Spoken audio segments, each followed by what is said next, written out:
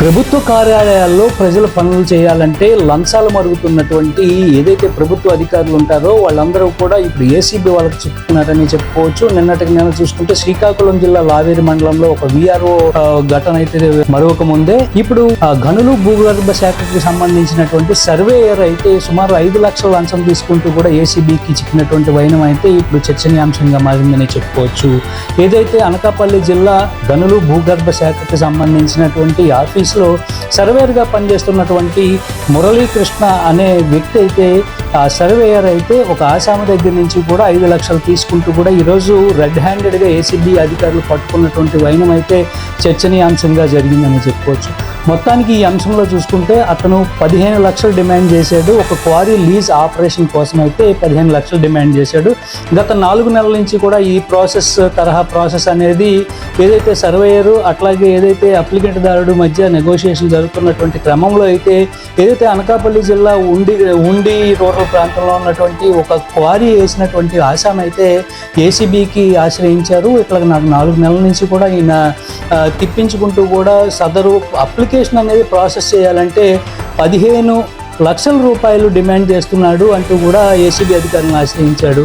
అయితే రంగంలో దిగినటువంటి ఏసీబీ అధికారులు అయితే ఏదైతే బాధితుడు ఉన్నాడో బాధితుడి ద్వారా వలవేసి అయితే ఆ సర్వేర్ని అయితే ఈరోజు పట్టుకోవడం జరిగింది. ఈ క్రమంలో అయితే ఆఫీస్ ఆవరణలో ఉన్నటువంటి ప్రాంతంలో 5 లక్షల అడ్వాన్స్ తీసుకుని వచ్చి సర్వేయర్ మురళీకృష్ణకి ఇస్తున్నటువంటి సమయంలో అయితే ఏసీబీ అధికారులు ఒక్కసారిగా రెడ్ హ్యాండెడ్గా పట్టుకున్నటువంటి క్రమంలో అయితే ఈరోజు మీడియా ముందుగా కూడా ఆ ఏసీబీ డిఎస్పీ అయితే వెల్లడించినటువంటి వివరాలు కూడా ఇట్లా ఉన్నాయి.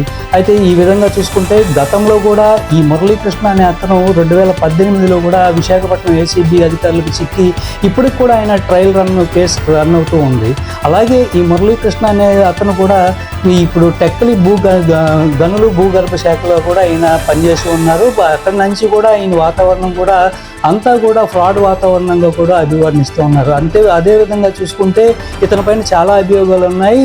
ఇతను ఏంటంటే ఒక బినామీ కింద వ్యవహరిస్తూ కూడా కొంతమందిని పెట్టుకుని క్వారీ ఆపరేషన్స్ చేస్తున్నట్టుగా కూడా తెలుస్తుంది. దీనిపైన కూడా అంతా ఏసీబీ అధికారులు ఫోకస్ పెట్టారు. ఇప్పుడు ఆ ఫైల్ని కూడా తీసి ఎంక్వైరీ చేస్తున్నటువంటి ప్రాసెస్గా అయితే ఏసీబీ డిఎస్పీ చెప్తున్నటువంటి వివరాలు ఇలా ఉన్నాయి. ఇప్పుడు ఒకసారి ఏసీబీ డిఎస్పీ ఏం చెప్తున్నారు అనేది ఒకసారి ఆ వివరాలు.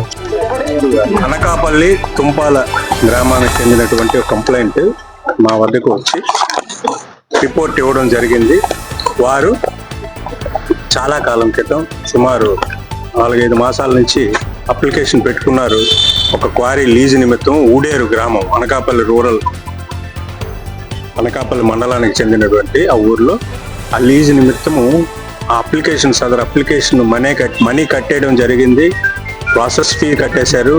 అలాగే హెక్టార్కి ఇంత లీజ్ అమౌంట్ ఉంటుంది, గవర్నమెంట్ చలాన్ అది కూడా పే చేయడం జరిగిన పిమ్మట సదరు అప్లికేషన్ ప్రాసెస్ చేయడం నిమిత్తము ఏడీ గారి ద్వారా చెప్పి శాంక్షన్ చేయించడం నిమిత్తము 15 లక్షల రూపాయల లంచం 15 లక్షల లంచం డిమాండ్ చేయడం జరిగింది.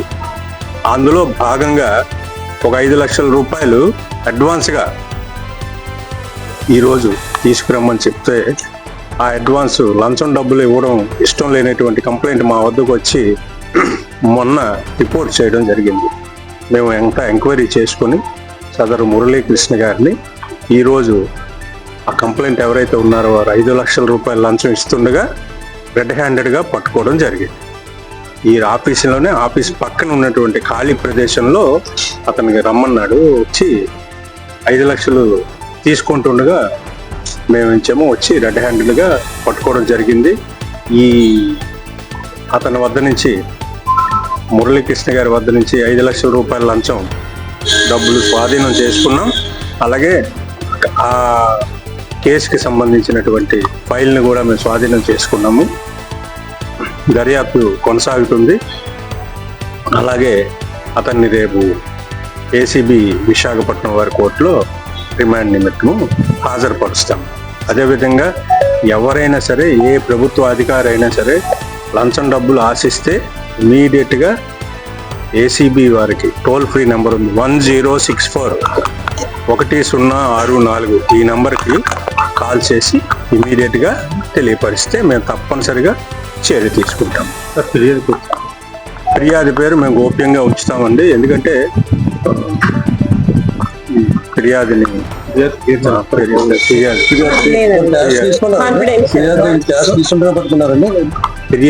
ఫిర్యాది గారి దగ్గర నుంచి ఫిర్యాది గారు డబ్బులు ముద్దాయి గారికి ఇస్తుండగా రెడ్ హ్యాండెడ్ గా ముద్దాయి గారిని పట్టుకున్నాం. ముద్దాయి గారి వద్ద నుంచి ఆ డబ్బులు మేము స్వాధీనపరుచుకున్నాం. 5 లక్షలు సస్పెన్స్. గతంలో కూడా 2018లో సేమ్ మురళీకృష్ణ గారే 50,000 రూపాయలు లంచం తీసుకుంటుండగా రెడ్ హ్యాండెడ్ గా విశాఖపట్నం ఏసీబీ వారే పట్టుకొని కేసు నమోదు చేయడం జరిగింది. సదరు కేసులో కూడా అరెస్ట్ అయినారు. సదరు ముద్దాయి గారు ఇప్పుడు ఆ కేసు విశాఖపట్నం ఏసీబీ కోర్టులో ఫేస్ చేస్తున్నారు. ట్రయల్లో ఉంది ఆ కేసు. సార్ ఈయన బినామీ పేర్లతో అక్రమ క్వారీలు నిర్వహిస్తున్నారు, అవి కూడా మేము దర్యాప్తు చేస్తాం. సార్ ఇప్పటివరకు ఈయన శాంక్షన్ చేసిన వాటిని ఏమైనా మీరు విచారణ చేశారు? అవి కూడా విచారణ చేస్తాం. సార్ ఇంకేది దాన్ని చేస్తాం.